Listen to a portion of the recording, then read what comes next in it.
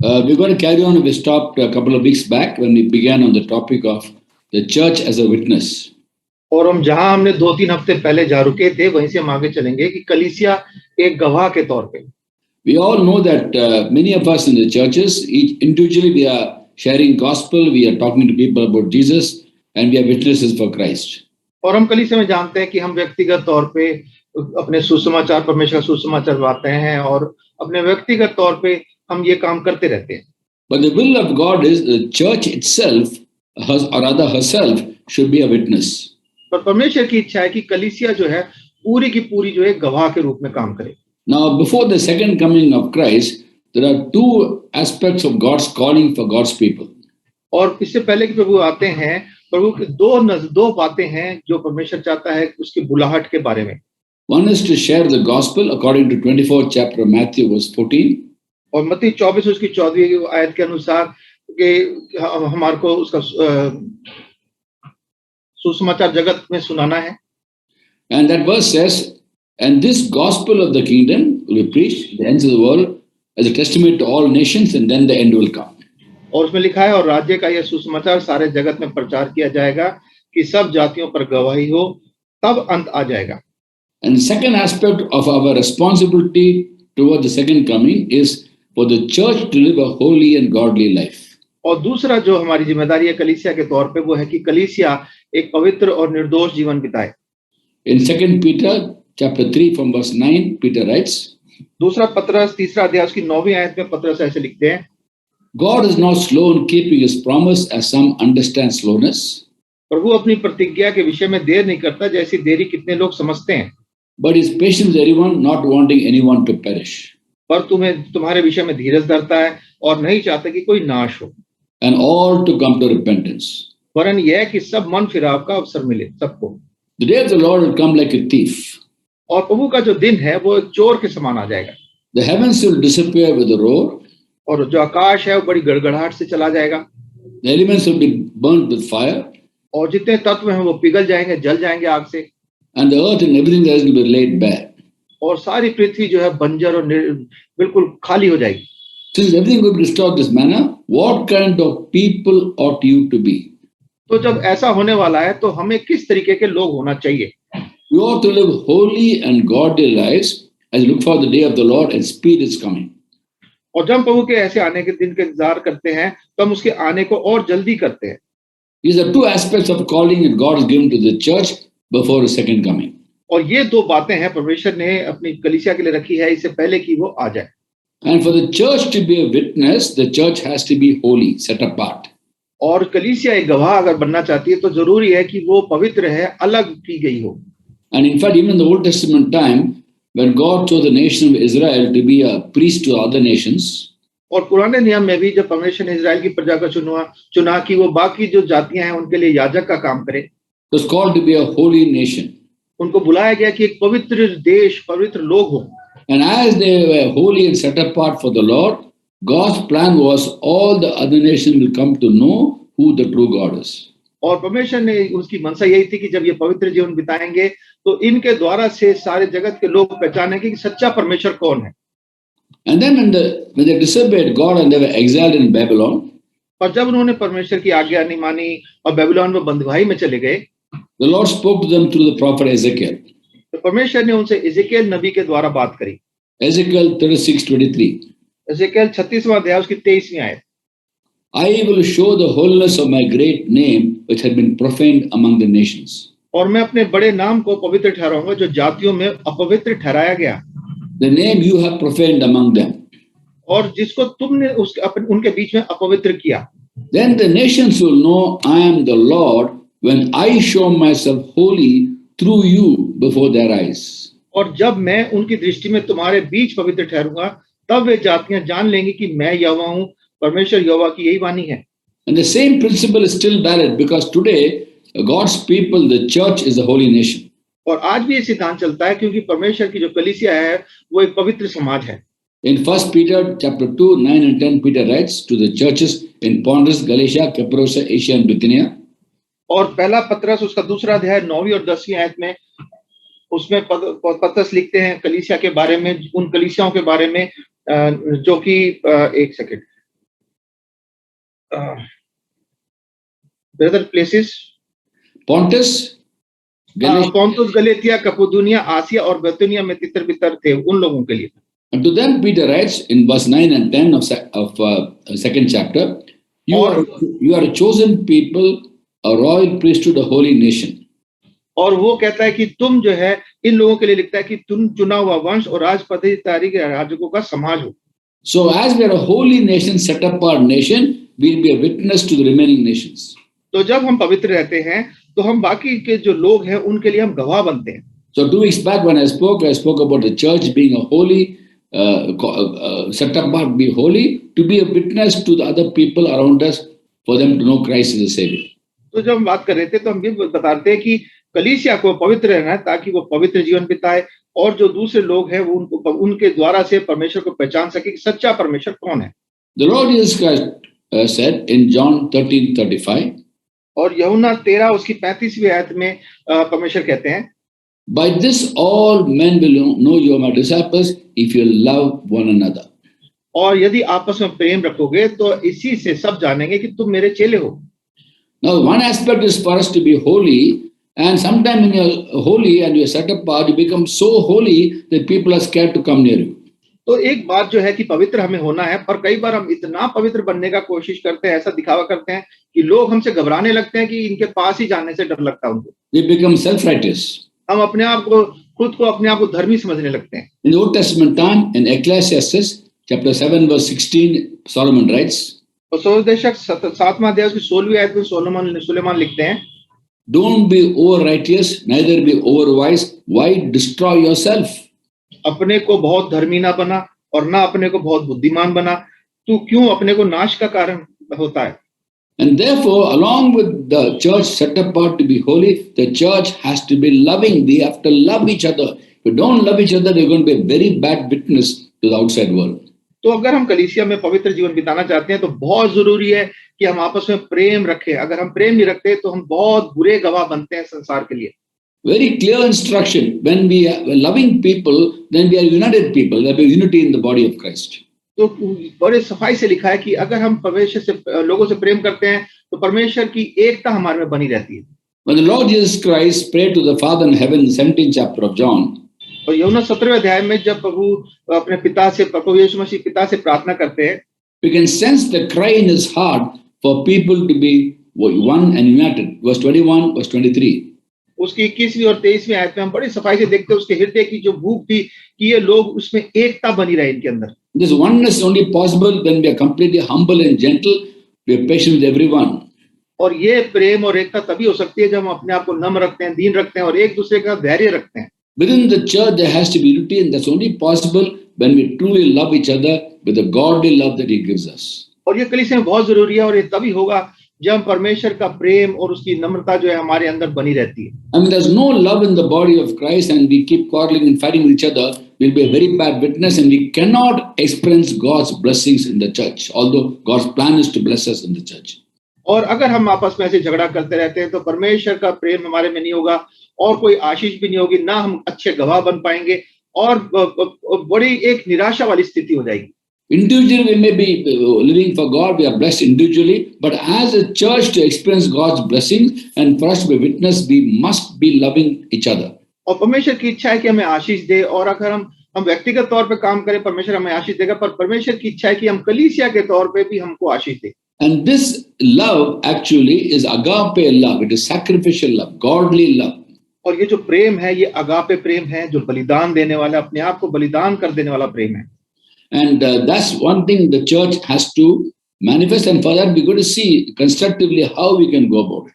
और ये जो प्रेम है ये दिखने वाला प्रेम होता है और हम इसको देखेंगे कि कैसे इस प्रेम को अपने अंदर हम बना सकते हैं। First of all, we will understand how the church today all over the world, I'm not talking about any particular congregation, how much we are divided because of ego and all the pride and all the other things that come in the way of unity. और हम देखेंगे कि ना केवल कोई एक खास कलीसिया है, पूरे विश्व की कलीसिया में देखते हैं कि कैसे अलगाव है, भेदभाव है, एक दूसरे से एकता नहीं है उनमें। 4th chapter of Ephesians verse 3 and 4 Paul writes, और इफिसियों 4 अध्याय 3री 4थी आयत में पौलुस लिखते हैं, 2, 3 and 4, दूसरी 3री और 4थी आयत में, Be completely humble and gentle. Be patient, bearing one another in love. अर्थात सारी दीनता और नम्रता सहित और धीरज धरकर प्रेम से एक दूसरे की सह लो। Make every effort to keep the unity of spirit to the bond of peace. और मेल के बंधन में आत्मा की एकता रखने का यत्न करो। Now, when we are humble and gentle and we're patient, then we can go about, bring about peace in the body of Christ. But if we're not humble, ego comes in, all kinds of problems will happen. तो अगर हमारे मन में हम आत्मा में नम्र दीन और हमारे में एकता नहीं है, तो हमारे अंदर से कोई भी जो है ऐसी बातें प्रेम प्रकट नहीं होगा और कोई भी फायदा नहीं होगा उसका। When the Lord Jesus Christ prayed to the Father in heaven for unity among his disciples, और जब प्रभु यीशु मसीह ने पिता से प्रार्थना करी स्वर्ग में कि चेलों के बीच में एकता बनी रहे, may they be one as you and me are one, he prayed to the Father. और पिता से प्रार्थना की तू जैसे आप और मैं एक हैं, ये भी एक हूं। In John 17:26 he also prayed, और यूहन्ना 17वां अध्याय की 26वीं आयत में ये भी प्रार्थना करी प्रभु यीशु मसीह ने, I have made you known to them and I will continue making you known to them, that the love you have for me will be in them and I myself will be in them. और मैंने तेरा नाम उनको बताया और बताता रहूंगा कि जो प्रेम तुझको मुझसे था वह उनमें रहे और मैं उनमें रहूं। Now the love God the Father which he has for God the Son is perfect love. God's love is perfect. और पिता का जो प्रेम पुत्र के साथ था वो बिल्कुल सिद्ध प्रेम था। And that's the kind of love God wants to instill in the church, in each member of the church. और परमेश्वर चाहता है कि यही प्रेम जो है कलीसिया के हर एक व्यक्ति के हृदय में हो। And that will happen when each member of the church seeks to know God more and more. और ये तभी होगा जब कलीसिया का हर सदस्य की ये भूख हो कि मैं परमेश्वर को और अधिकाई से जानूं। 1 John 4:16 says God is love. और पहला यूहन्ना 4:16 में लिखा है कि परमेश्वर प्रेम है। And as we grow in the knowledge of the God of love, we'll automatically have that perfect love. और जब परमेश्वर जो प्रेम का परमेश्वर के ज्ञान में बढ़ते हैं तो हमारे अंदर स्वाभाविक रीति से उसका प्रेम आता है। So it's imperative for the church to seek, each person in the church to seek to know God more and more. तो एक कलीसिया में बहुत जरूरी है, इसका कोई साधन ही नहीं है कि कलीसिया में हर व्यक्ति जो है एक दूसरे को परमेश्वर के प्रेम से जानता जाए और अधिकाई से। And this divine agape love within the body of Christ is a tremendous tool for being a witness to the outside world. और परमेश्वर का जो अगापे प्रेम है ये बहुत बड़ा यंत्र है, एक औजार है जो कि हम गवाही देने के लिए संसार के लोगों के लिए बहुत जरूरी है। Today people are all over the world, people are anxious, they're scared of death, they don't know what's going to happen in the future, or when the calamity is taking place, they have no hope. और आज के जमाने में संसार में बड़ी चिंताएं हैं, बहुत परेशानियां हैं, बीमारियां हैं, कुछ नहीं पता कल क्या होगा और लोगों के पास कोई आशा नहीं रही है। Ephesians 2:12 talks about Gentiles, they are without hope and without God in the world. इफिसियों 2:12 में लिखता है कि जो अन्य जाति लोग हैं इनके पास कोई आशा नहीं है, कोई बिल्कुल आशाहीन है ये लोग। And hope is Christ, he himself is hope. 1 Timothy 1:1. और पहला तिमोथी 1:1 के अनुसार प्रभु यीशु मसीह खुद हमारी आशा है। And only when you know Jesus you realize there is hope. और जब प्रभु यीशु मसीह को जानते हैं तभी हमें समझ में आता है कि हमारे पास आशा है। People have no hope. इसके बिना हमारे पास कोई आशा नहीं है। And the church has hope because we believe in Jesus, and this hope has to be manifested to people even as we come closer and closer to God and manifest the love of God. और यही जो है ये हमारे को जो हमारे जीवन से दिखना चाहिए, प्रकट होना चाहिए, और जैसे जैसे हम परमेश्वर के नजदीक आते हैं ये और भी अधिकाई से प्रकट होना चाहिए। A simple statement of these about how profound it is. By this all men will know you my disciples if you love one another. John 13:35. और यूहन्ना 13:35 में के प्रभु यीशु मसीह ने कहा कि इसी से लोग जानेंगे कि तुम मेरे चेले हो कि जब तुम्हारे अंदर मेरा ये प्रेम होगा। So as we grow in the knowledge of God, we'll have the love of God, and this love of God is put into us through the Holy Spirit whom He has given us. और ये जो प्रेम है हमारे अंदर बढ़ता चला जाएगा और ये प्रेम तब आएगा क्योंकि ये जो पवित्र आत्मा जी हमारे अंदर डालते हैं। As we choose to live a godly life, जब हम चुन लेते हैं कि एक पवित्र जीवन बिताएंगे, in this world we'll have difficulties. इस संसार में हमारे को बहुत परेशानियां आएंगी। When we have difficulties, because we have this sure hope in Jesus, और जब संसार में हमारे पास परेशानियां आएंगी तो हमारे को ये होता है कि हमारे पास प्रभु यीशु मसीह में पक्की आशा है। we will rejoice in the hope of that glory. और उस महिमा में हम उस आशा की जो महिमा है उसमें हम बड़ा आनंदित होंगे। In Romans chapter 5 verse 2 onwards, Paul writes, Romeo 5वां अध्याय 5 उसकी दूसरी आयत से आगे पौलुस लिखते हैं We rejoice in the hope of the glory of God. कि हम परमेश्वर की महिमा की आशा पर घमंड करें। Not only so, we rejoice in our suffering. और यही नहीं कि हम क्लेशों में भी घमंड करें। Because suffering produces perseverance, perseverance character, character hope, and hope does not disappoint us because God's love is poured out into the heart of the Holy Spirit whom He has given us. यही जानकर कि क्लेश से धीरज और धीरज से खरा निकलना और खरे निकलने से आशा उत्पन्न होती है और आशा से लज्जा नहीं होती क्योंकि पवित्र आत्मा जो हमें दिया गया है उसके द्वारा परमेश्वर का प्रेम हमारे मन में डाला गया है। So as we grow in the knowledge of God, we cry out to God for His knowledge, and through the Holy Spirit, He pour out His love into our hearts. और जब हम परमेश्वर के इस ज्ञान में अपने बढ़ते चले जाते हैं तो परमेश्वर अपनी आत्मा के द्वारा से अपना प्रेम हमारे हृदयों में उंडेल देते हैं। And when we have faith in Christ and love for each other, we be tremendous witnesses as a church.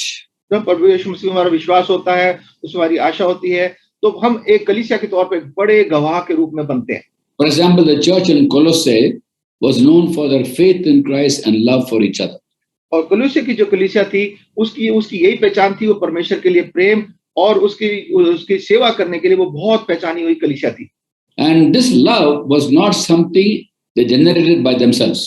और ये प्रेम ऐसा नहीं था कि उनके अंदर से उनमें अपने आप ही बन गया हो। It was a love in the spirit. ये प्रेम जो था आत्मा के द्वारा से था। Colossians chapter 1 verse 8, love in the spirit.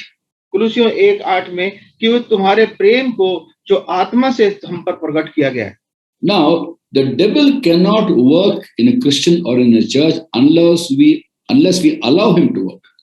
और शैतान जो है हमारे बीच में कलीसिया के बीच में काम नहीं कर सकता जब तक कि हम उसको इजाजत ना दे दें कि हमारे बीच में काम करे। God has given authority to every believer in Jesus over the evil one. परमेश्वर ने हर एक व्यक्ति को जो प्रभु यीशु मसीह में है उसको ये अधिकार दिया है शैतान के ऊपर। But when you allow the devil to work in us, then he'll work in us. पर अगर हम शैतान को इजाजत दे देते हैं कि हमारे अंदर काम करे तो काम करता है।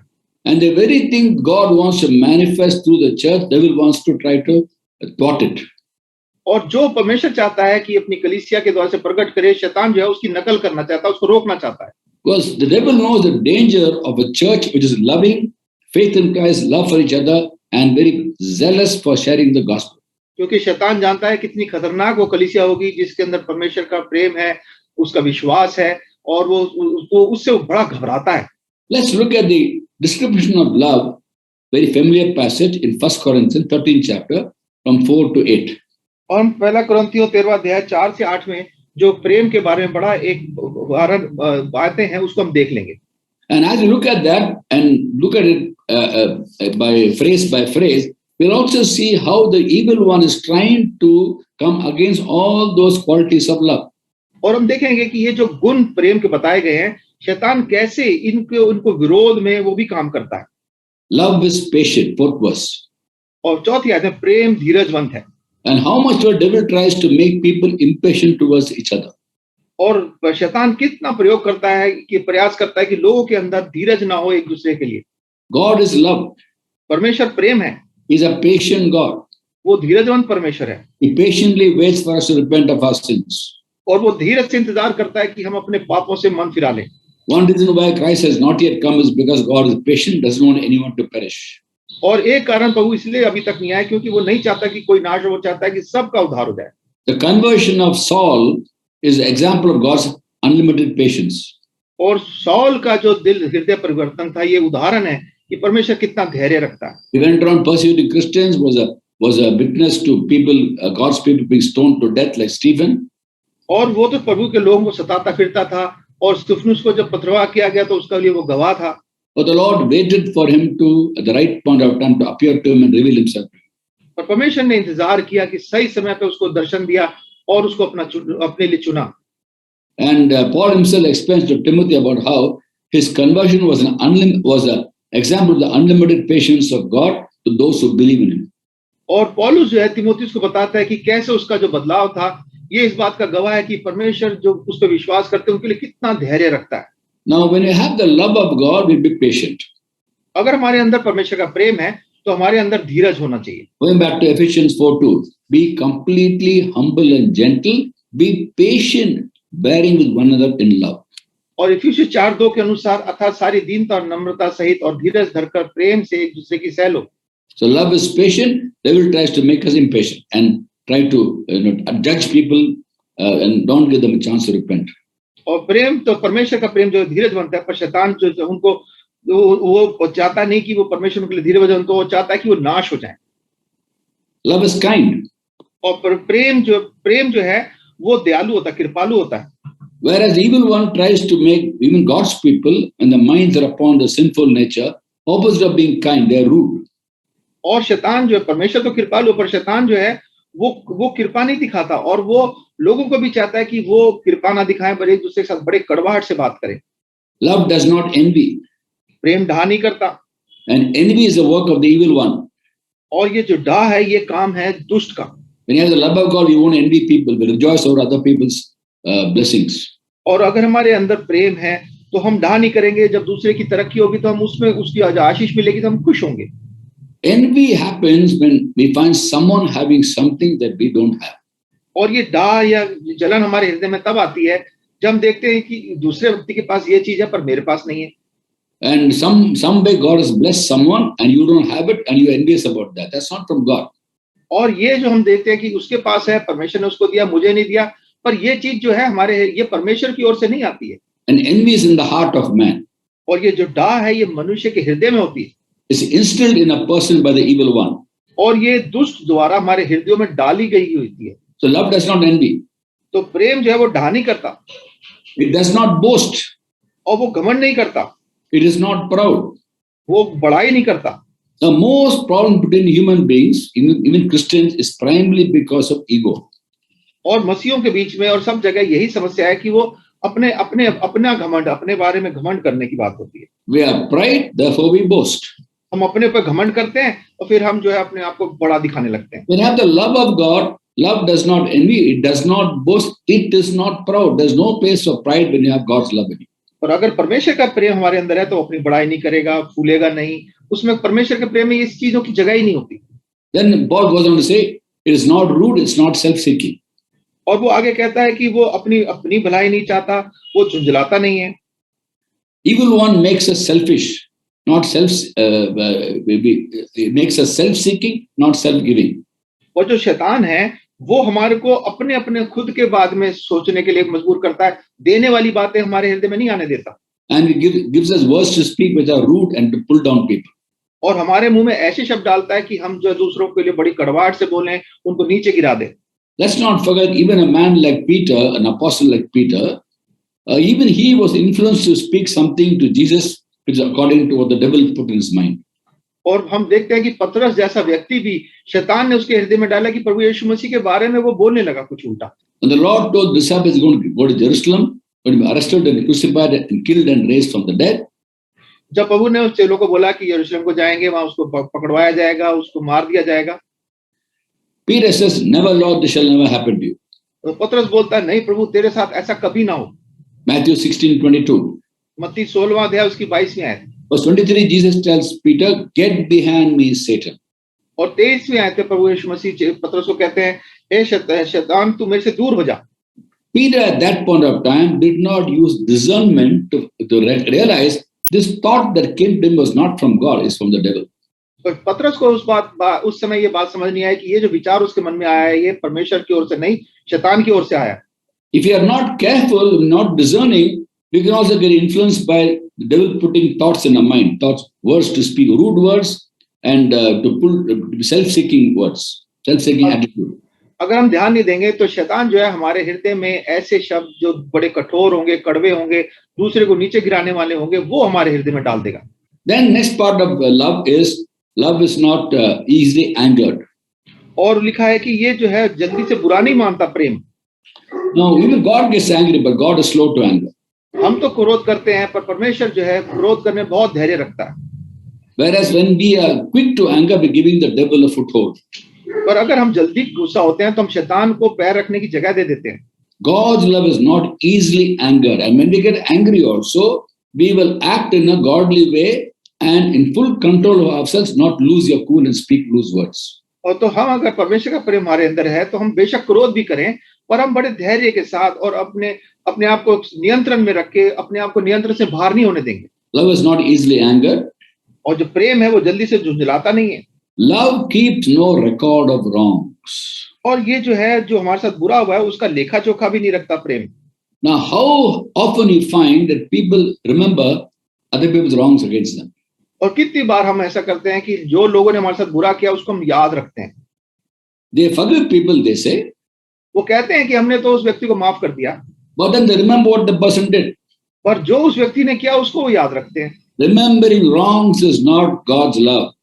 अगर किसी ने हमारे साथ बुरा किया उसको हम याद रखते हैं तो ये परमेश्वर का प्रेम नहीं है। Remembering wrongs is not what God wants us to do. अगर हम किसी की बुराइयों को स्मरण करते हैं, याद करते रहते हैं, तो ये परमेश्वर नहीं चाहता कि हम ऐसा करें। Remembering wrongs pleases the devil, does not please God. अगर हम दूसरों की गलतियों को याद करते हैं तो ये शैतान इससे प्रसन्न होता है, परमेश्वर प्रसन्न नहीं होता। And remembering wrongs is not forgiveness. और अगर हम याद रखते हैं तो ये माफी करना नहीं है। When God forgives, he forgets. Jeremiah 31:34. यिर्मयाह 31 उसकी 34वीं आयत में जब परमेश्वर क्षमा करता है तो वो भूल जाता है। Even Isaiah chapter 43, verse 25, the Lord says, I will forgive their sins for my own name's sake and remember their sins no more. तो यशायाह 43 उसकी 21वीं आयत में परमेश्वर कहता है कि मैं उनके पापों को माफ करूंगा और उनको फिर स्मरण नहीं करूंगा।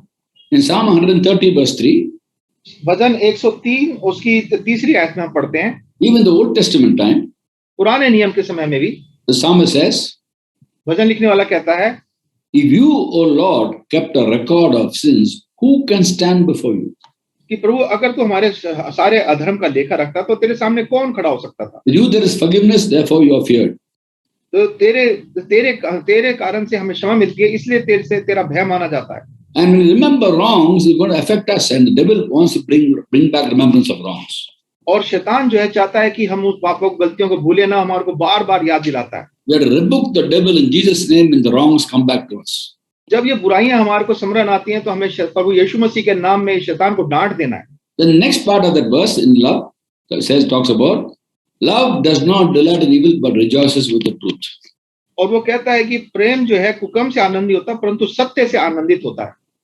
Does not delight in evil. When there is wrong things happening in the church, there are some people who delight over it, they gloat over it and go and talk about it, and they gossip and they slander. तो जब कलीसिया में कुछ गलत काम होने लगते हैं तो कुछ लोग उसमें आनंदित होते हैं और वो उसकी इधर उधर उसको बांटने लगते हैं, उधर उधर सबको बताने लगते हैं।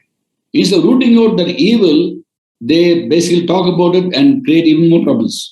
वो उस बुराई को वहीं के वहीं रोकने की बजाय, उसको वहीं खत्म करने की बजाय उसको और बढ़ाते हैं, दूसरों को बताते हैं और मुसीबत को और बढ़ाते हैं। Love does not rejoice over these things. और प्रेम जो है वो इन सब चीजों से आनंदित नहीं होता, but rejoices in the truth. We focus on the truth. और वो सत्य से आनंदित होता है और उसका ध्यान सिर्फ सत्य पे रहता है। Love always protects, always trusts, always hopes, always perseveres. और वो जो है सबको सह लेता है, सब बातों की प्रीति करता है और सब बातों की आशा रखता है। And all these aspects of love, the devil comes against in the church. और शैतान जो है कलीसिया में ये प्रेम के सारे गुणों के विरोध में वो आता है। Even though Christians have been given authority over the evil one, he can still work in us when we allow him to work in us. और परमेश्वर ने हमारे को सारे दान दिए हैं, सारी आशीषें दी हैं, पर अगर हम मसीह लोग शैतान को मौका देंगे तो वो हमारे जीवन में फिर भी काम करता है। Especially when we get angry, when we are provoked and we get angry, we are giving the devil a foothold. और खासकर जब हम गुस्सा हो जाते हैं और हम तो शैतान को मौका दे देते हैं कि वो हमारे जीवन में काम करने लगे। The church in Ephesus, Paul writes in Ephesians 4th chapter, 26-27. और इफिसियों 4 अध्याय 26-27 आयत में वो कलीसिया इफिसियों की कलीसियों को पौलुस लिखता है, In your anger do not sin. क्रोध तो करो पर पाप मत करो। Don't let the sun go down with still anger and do not give the devil a foothold. सूर्य अस्त होने तक तुम्हारा क्रोध ना रहे और ना शैतान को अवसर दो। Now it means basically that don't each day pass away without you settling scores with people and forgiving them. Don't let anger carry on. इसका मतलब है कि दिन खत्म होने से पहले उस क्रोध को आपने हटा देना है, उसको लेके आगे नहीं बढ़ते चले जाना। That doesn't mean that you have a fight in the morning that you wait till sunset to set things right. इसका मतलब ये नहीं कि अगर सुबह झगड़ा हुआ तो शाम तक इंतजार करना है कि भाई अभी तो सूरज डूबा नहीं, अभी और झगड़ा कर सकते हैं। No, immediately set right. Immediately. That's basically it means don't carry on. इसका मतलब है कि हमें जल्द से जल्द उसको खत्म करना है। So when anger, we lose our cool and speak loose words, we give the devil a foothold. और जब हम क्रोध करते हैं और कठोर शब्द बोलते हैं तो हम शैतान को पैर रखने का अपने जीवन में एक मौका दे देते हैं, And he will climb on top of you. और फिर वो हमारे सर पे ही चढ़ जाएगा। How ironic it is that when the God has given authority over the devil also to believers, believers allow the devil to climb on top of them. और कितनी अद्भुत अजीब सी बात लगती है कि जब परमेश्वर ने हमें अधिकार दिया है कि हम शैतान को अपने पांव तले रौंद सकते हैं, हम शैतान को मौका दे देते हैं कि वो हमारे सर पे बैठ जाए। Now let's not blame the devil for the problems in the churches. We should have wisdom not to let the devil work. और हमें शैतान को नहीं दोष देते रहना कि हमारे अंदर ये कलीसिया में ये समस्या आ रही है, पर हमारे को शैतान को मौका ही नहीं देना कि वो हमारे कलीसिया में काम करे। Very often people blame the devil. Oh, he did that. That's his job. You're giving him credit actually. बहुत से लोग कहते हैं शैतान ने ऐसा कर दिया, शैतान को तो आपने मौका दिया करने के लिए। And when you tell them, oh, he's working in our church, and you talk about Satan, you are giving him credit. Why give him credit? और हम कलीसिया को में जब समस्या होती है तो हम कहते हैं शैतान ने ये काम कर दिया, शैतान उसको हम उसका कहते शैतान को उसका वो दे देते हैं कि उसने किया, ऐसा हम क्यों दें उसको मौका? That's his job to create division, but we should have the wisdom not to allow him to work. उसका तो काम है अलगाव लाना, तोड़ना, पर हमें उसको अपने जीवनों में कलीसिया में काम करने ही नहीं देना। Rather, we should depend upon the Holy Spirit and allow him to work in us, and so that all the works evil one are removed, and we truly manifest the love of God. पर हमें पवित्र आत्मा जी को अपने जीवन में काम करने देना है, उसके प्रेम के सारे गुणों को अपने अंदर आने देना है, और उसके द्वारा से अपने प्रेम को प्रकट भी करना है। Being human and sometimes living by the sinful nature, we end up quarreling even though we should not quarrel. और हम मसीह होने के बावजूद भी कई बार हम जो है झगड़ा करते हैं और अंत में हम झगड़े में फंस जाते हैं। But if you happen to quarrel, it's important that if you made a mistake, simply apologize, say sorry, and the other person should accept the apology and forgive. और अगर झगड़ा हो भी जाता है तो हमें उसके लिए माफी मांग लेनी चाहिए और दूसरे व्यक्ति को भी उसको उन बातों को भुला देना चाहिए। 2 Timothy 2:24 says, the Lord's servant must not quarrel. दूसरा तिमोथी 2:24 में लिखा है कि जो परमेश्वर का दास है उसको झगड़ालू नहीं होना चाहिए। Those who oppose him, he must gently instruct. और सबके साथ कोमल और शिक्षा में निपुण और सहनशील हो। That God grant them repentance, leading them to know the truth.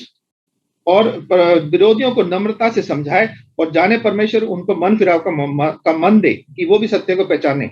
And they come to the senses and escape from the trap of the devil who has taken them captive to do his will. और वो शैतान के उस फंदे से बच जाएं जिसने उसे फंसाया है कि वो उसमें नाश हो जाएं। Please remember that this is spiritual warfare. और हमें याद रखना चाहिए कि ये एक आत्मिक द्वंद्व युद्ध है।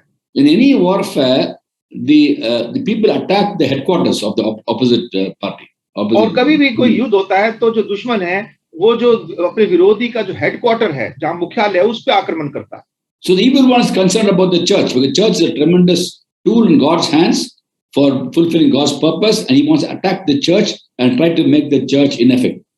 और शैतान जो है कलीसिया पे आक्रमण करता है कि वो जानता है कलीसिया जो है परमेश्वर का मुख्यालय है और यहाँ से ही सारे काम होते हैं, उसको कमजोर करने के लिए वो कलीसिया पे आक्रमण करता है। He will sow seeds of discord. और वो तोड़ने वाली बातों को, ऐसे आपस में मेल की बातों को अलग करता है। We should not allow him to work in the church. और हमें नहीं होने देना चाहिए कि हम उसको मौका दें कि वो ऐसा कर सके। The church must know the real enemy of the church is the devil, not people. और कलीसिया को ये समझ लेना चाहिए कि कलीसिया का असली दुश्मन शैतान है, लोग नहीं है। Every member of the church has a common enemy with the evil one. और कलीसिया के हर एक सदस्य का एक ही वैरी है और वो है दुष्ट शैतान। And when we quarrel among ourselves and don't manifest all these qualities of love, we are giving the devil a chance to work in the church. और अगर हम ऐसा करते हैं, शैतान को मौका दे देते हैं हमारे अंदर वो काम करे, तो वो हमारे बीच में बहुत नुकसान करता है, उसको कलीसिया को नुकसान पहुंचाता है। But when we live by the Spirit, devil has no chance in the church. पर अगर हम आत्मा के अनुसार जिएंगे तो हम शैतान को मौका ही नहीं देंगे। It's imperative today that every congregation depends entirely on the Holy Spirit's power and love to live a life that pleases God as a church. और कलीसिया के लिए बहुत जरूरी है कि वो प्रेम और शांति के साथ, एकता के साथ आपस में चले, ताकि कलीसिया जो है बढ़ सके। With a lot of burden, I believe Jesus prayed for unity of the church. और भाई का विश्वास है कि परमेश्वर यीशु मसीह ने बड़े बोझ के साथ ये प्रार्थना करी कि कलीसिया में एकता बनी रहे। the 17th chapter of John, whenever you read the Bible, no, please ask God to give you the insight into those verses and to feel what the person there prayed, how Jesus prayed. और जब भी आप कोई वचन पढ़ते हैं या प्रभु की जैसे प्रार्थना जो प्रभु 17वें अध्याय में करी उसको पढ़ते हैं, तो आप देखें, महसूस करने की कोशिश करें कि परमेश्वर ने किस भाव से वो प्रार्थना करी. It's not just words in the Bible, it is the spirit in those words. ये सिर्फ वचन नहीं है बाइबल में जो लिखे हुए हैं, ये आत्मा से भरे हुए शब्द हैं. These are living words. ये जीवते वचन हैं. And therefore, one of the things I ask God when I read the Bible is to give me insight into how God himself would read the Bible. और जब Bible भाई पढ़ते हैं तो वो परमेश्वर से ये विनती करते हैं, प्रभु मुझे बता कि आप इस बाइबल को कैसे पढ़ते हैं, इस वचन को. Where would his voice go high? Where would his voice go low? Where would there be emotions? Where there's, you must feel that, you must experience that. कहाँ परमेश्वर की आवाज इसको पढ़ते समय ऊंची हो जाती, कहाँ थोड़ी हल्की हो जाती, क्या भावनाएं आती, उसको महसूस करते.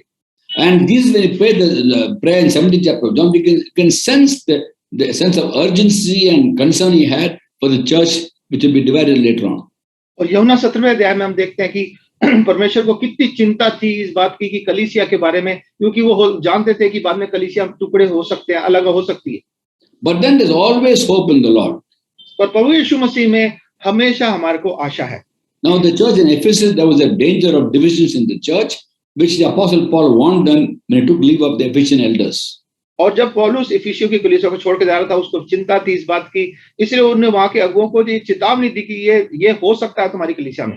Also in his letters he wrote about bringing about unity, 4th chapter of Ephesians. तो इफिसियों 4th अध्याय में उसने उनके लिए विनती भी करी, निवेदन भी किया कि उनमें एकता बनी रहे. He spoke about how savage Jews will come in among the church and draw people after themselves. और उसने बताया कि कैसे उसके जाने के बाद फाड़ने वाले भेड़िए आ जाएंगे और कैसे कलीसिया को अलग-अलग कर देंगे. When he took leave of the Ephesian elders in 20th chapter of Acts, from verse 20 to 32, और प्रेरितों 20वें अध्याय की 22 से 32वीं आयत के बीच में जब उस इफिसियों की कलीसिया से अलग जाता है, the message he spoke to the Ephesian elders when he took leave of them. और उसने इफिसियों की कलीसिया के जो अगुवे थे उनको लिखा जब वो वहां से जा रहा था. He spoke about savage Jews will come into the church and draw people after themselves. और वो कहता है कि तुम्हारे बीच में फाड़ खाने वाले भेड़िए आ जाएंगे और वो कलीसिया को अलग-अलग करेंगे.